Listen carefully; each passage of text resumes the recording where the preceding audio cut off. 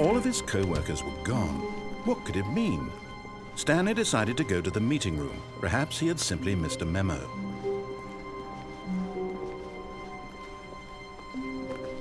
When Stanley came to a set of two open, this was not the correct way to the meeting room, and Stanley knew it perfectly well. Perhaps he wanted to stop by the employee lounge first, just to admire it. Ah, yes, truly a room worth admiring. But eager to get back to business, Stanley took the first open door on his left. And so he detoured through the maintenance section, walked straight ahead to the opposite door, and got back on track.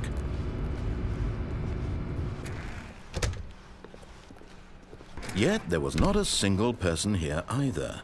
Feeling a wave of disbelief, Stanley decided to go up to his boss's office. Hoping, coming to a staircase, Stanley walked upstairs to his boss's office.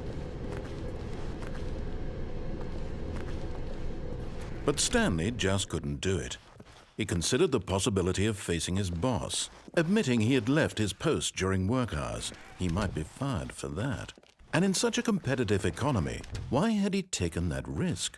All because he believed everyone had vanished? His boss would think he was crazy. And then something occurred to Stanley. Maybe, he thought to himself, maybe I am crazy. All of my co-workers blinking mysteriously out of existence in a single moment for no reason at all? None of it made any logical sense. And as Stanley pondered this, he began to make other strange observations. For example, why couldn't he see his feet when he looked down? Why did doors close automatically behind him wherever he went? And for that matter, these rooms were starting to look pretty familiar. Were they simply repeating? No, Stanley said to himself, this is all too strange. This can't be real. And at last, he came to the conclusion that had been on the tip of his tongue. He just hadn't found the words for it. "I'm dreaming!" he yelled. "This is all a dream." Oh, what a relief Stanley felt to have finally found an answer, an explanation. His co-workers weren't actually gone. He wasn't going to lose his job. He wasn't crazy after all. And he thought to himself, I suppose I'll wake up soon. I'll have to go back to my boring real-life job pushing buttons. I may as well enjoy this while I'm still lucid. So he imagined himself flying and began to gently float above the ground. Then he imagined himself soaring through space on a magical starfield, and it too appeared. It was so much fun, and Stanley marveled that he had still not woken up. How was he remaining so lucid? And then perhaps the strangest question of them all entered Stanley's head. One he was amazed he hadn't asked himself sooner. Why is there a voice in my head dictating everything that I'm doing and thinking? Now the voice was describing itself being considered by Stanley, who found it particularly strange. I'm dreaming about a voice describing me, thinking about how it's describing my thoughts, he thought. And while he thought it all very odd and wondered if this voice spoke to all people in their dreams, the truth was that, of course, this was not a dream. How could it be? Was Stanley simply deceiving himself, believing that if he's asleep, he doesn't have to take responsibility for himself? Stanley is as awake right now as he's ever been in his life. Now, hearing the voice speak these words was quite a shock to Stanley. After all, he knew for certain, beyond a doubt, that this was in fact a dream. Did the voice not see him float and make the magical stars just a moment ago? How else would the voice explain all that? This voice was a part of himself too. Surely, if he could just... He would prove it. He would prove that he was in control, that this was a dream. So he closed his eyes gently, and he invited himself to wake up.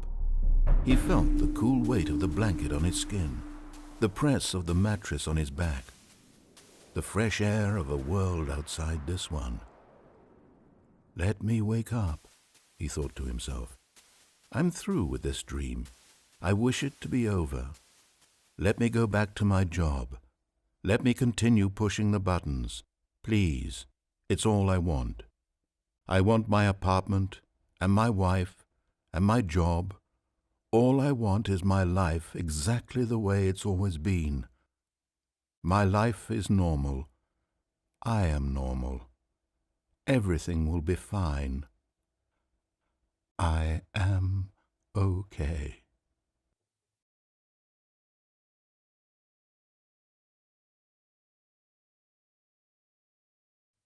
Stanley began screaming. Please, someone, wake me up. My name is Stanley. I have a boss. I have an office. I am real. Please, just someone tell me I am real. I must be real. I must be. Can anyone hear my voice? Who am I? Who am I? And everything went black.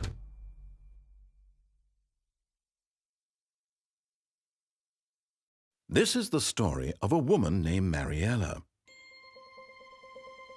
Mariella woke up on a day like any other.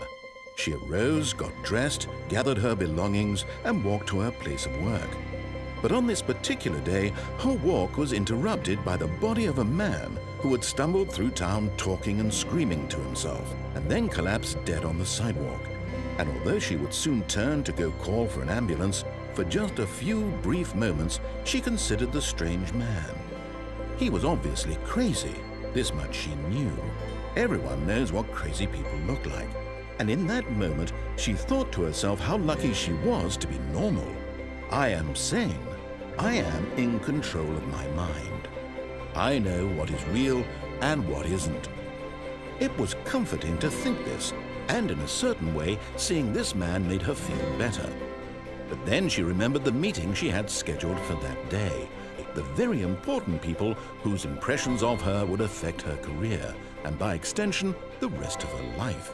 She had no time for this, so it was only a moment that she stood there, staring down at the body. And then she turned and ran.